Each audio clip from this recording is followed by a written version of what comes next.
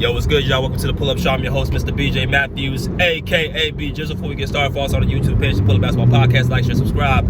Let's get it popping. All right, man. Car comments with B. Just was back in effect. I just finished a video I dropped a couple hours ago about the Milwaukee Bucks win the in-season tournament.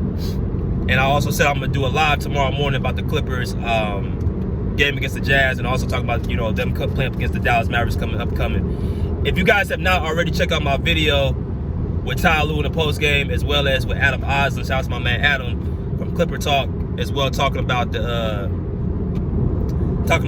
team right now, how they've been doing. But I want to get into a team that has been having a lot of coverage over the last couple seasons. I'm not going to even talk about just this season. I'm talking about the last couple of years. And when I say them, I'm talking about not just the Thunder, I'm talking about SGA. So the OKC Thunder losing the in-season tournament championship yesterday. Right? They lose the Cup game 84-71 to the Milwaukee Bucks. So congratulations to the Milwaukee Bucks again for that. But I gotta I gotta talk about this, bro, because I was getting a lot of hell at me because I said what I said about the OKC Thunder, how they're a regular season team and they haven't proved themselves to be a playoff team. Now, I know that wasn't a playoff game yesterday, but the stakes were as if it was, because it was quote-unquote an in-season championship game and both teams were playing hard to win. And there was a prize at the line for you to win that game. So that equals pressure. That equals expectations. That equals you got to go out there and back up your talk. So OKC right now is the first seed in the Western Conference, right? And they've been the first seed in the West for the last couple seasons, since last year. And all I said was they're a regular season team and they're not a playoff team yet. They haven't proven to be one. That's all I said. And I got, how you trying to critique them so quickly, man? They ain't even gotten a chance to, grow and develop yet. Let them grow and develop. What does that got to do with what I said? I said they're not ready for this. They haven't proven themselves to be a championship caliber team yet. Now, granted, last night they didn't have Chet Holmgren on the court. I understand that. But even so, Chet Holmgren, and that's another thing about Chet Holmgren, bro. Are we sure he's really a second option on the OKC Thunder? Because when I look at the team, I see a lot of Jalen Williams carrying them scoring-wise as well with SGA. I see him being that connector to the team as far as being a scorer with the ball. So sometimes I think Chet was averaging like 15, 16 points a game, right? Somewhere in that vicinity. His shot blocking to me is what really stands out about Chet, not his scoring. So what I'm saying is, even last night, it wouldn't really make much of a difference, because if you put Giannis on Chet, all you gotta do is put a guy on Chet that can, be a stretch 4 or stretch 5 that can be able to stick with him, and he's gonna have some trouble. Now, if you got like a slow-footed center on him, yeah, he's gonna take advantage, but if you got agile, athletic 5 or 4 on him, then he's going to have some issues. But that's beside the point. We saw last year the Thunder being a top seed, number 1 seed in the West, and they got put out against a Maverick team who I felt the Clippers, our team without Kawhi, put as a good of a fight as the OKC Thunder team. And I think their holes in their interior play, their interior defense, Chet Holmgren, could not deal with Daniel Gaffords, the Derek Lively's, and those type of players of the world, because they were too physical with him. And that's who they lost to last year. Their inexperience showed, and their ability to play inside showed. So the Thunder picked up Isaiah Hartenstein, and they picked up Alex Caruso. Now, I'm going to say this. I think Hartenstein helps their team quite a bit because that was the one area they were missing. However, as I look at the Western Conference, I don't look at OKC as a team as they're like the favorites to come out the West. Like I look at the Warriors in them dynasty years. When I look at the Lakers in them dynasty years, right? I don't look at this team like that. There's not been one team that's been back-to-back since the Warriors.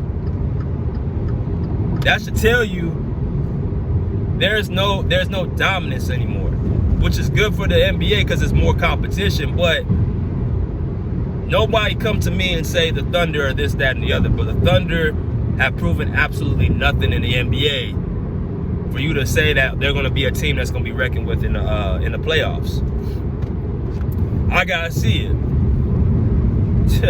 You played against a Milwaukee team who everyone was trying to break up at the beginning of the season. And you played up against a Giannis Antetokounmpo who is going to come down, who's the best player or best duo, whatever you want to call it, that's going to come out on top. That's what you're facing. You're not facing a team that's a regular season team. The Bucks game plan for the OKC Thunder and made it a low scoring. See, that's another thing too. It was a low scoring game, and I think the Thunder, they're the number 1 seed offensively or something. So you got a defensive coordinator like Darvin Ham who game planned for the OKC Thunder because they knew it was a championship caliber game. That's alarming to me.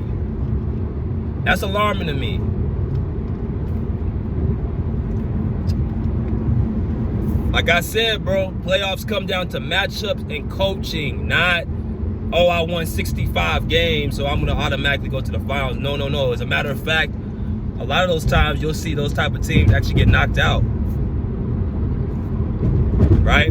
A lot of times you'll see a number 2 seed or number 3 seed come out the Western Eastern Conference. Now, it does happen quite a bit still that the number 1 seed will come out, but there's a lot of times it's not. And that's why I'm not so heavy on the OKC Thunder. Do they have the youth? Yes. Do they have the camaraderie? Yes. Do they have good coaching? Yes. Do they have, talent? Yeah. They got all that. They got good guard play and all that. They got some, improved pieces well with Hartenstein and Caruso. But, again, when you look at the West, you look at a team like the Denver Nuggets, who's had championship caliber experience. They have the season MVP Nikola Jokic who can get it again this season, possibly. When you add that with the play of Russell Westbrook, who seems to get off on the OKC Thunder this year when he plays them, and you got Jamal Murray, who hopefully he comes back and starts getting his rhythm closer to the postseason, gets more healthier. Mike Malone, the coaching of him, Michael Porter Jr. and Aaron Gordon, that core, that starting 5, man, and some of those bench pieces they got. I wouldn't be surprised to be OKC. I wouldn't be surprised if Dallas beats OKC again. I mean, you remember Kyrie had a horrible series offensively against OKC last year. Luke had a mediocre series, and they still beat Dallas, or they still beat OKC. They're trying to get back to the finals. A team like Golden State can still beat OKC. Move the ball, championship DNA. Great outside shooting. Their 2-way players, and Andrew Wiggins and Jonathan Kuminga have been playing well. And they can make another move, another trade. These are championship caliber teams who's been farther than OKC. And you're telling me that OKC is such a dominant force when they ain't been to no conference finals, they ain't been to no NBA finals. I'm not talking about, you got to give them time. Time is here. Time waits on nobody. So, it's not my problem that they ain't been to that stage. That's what I'm saying. That's why I'm telling you that I'm not so heavy on OKC. You can go even deeper in the Western Conference. Go to a team like even the Clippers.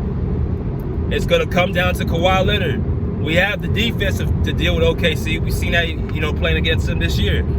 We just ain't had our closer. We ain't had our full team at, full strength. It's a lot of teams that can give OKC a problem, who have championship caliber DNA. I gotta see Phoenix against OKC too. They got the offense to deal with them. They got the experience, and it's gonna be a playoff series. So it's quite possible that could be an interesting series as well. They fixed their point guard troubles with Tyus Jones, who can feed guys like KD and Devin Booker, and then just basically, you know, play off of them. You got Bradley Beal coming off the bench. You got some more defensive players with a defensive coach, Mike Budenholzer, on that team, who's a championship coach himself. Josh Okogie, Royce O'Neal, right? Hell, I think Yusuf Nurkic has been playing pretty good defensively. There's a lot of shit that you can say in the West why OKC, I don't look at them as just coming out the West running away with anything. They ain't shown me nothing. Except that he can be healthy outside of Chet, and they can play a lot of games, and they have a lot of fun.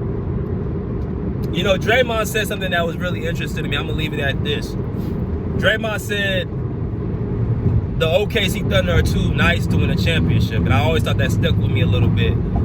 But what he basically was saying is, you got to have a certain makeup to win a title.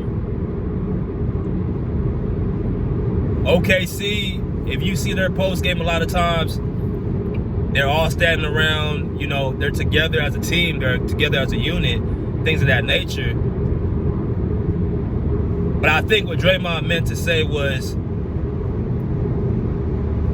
or what he was getting at was, the feel of OKC seems more like a college atmosphere. It's not much of a professional one. It's more of a college one, right? There are a bunch of young kids led by, you know, a 25, 26-year-old SGA. SGA is a great player, man. He's all world. This is going to be this year's going to show where he's in the pecking order.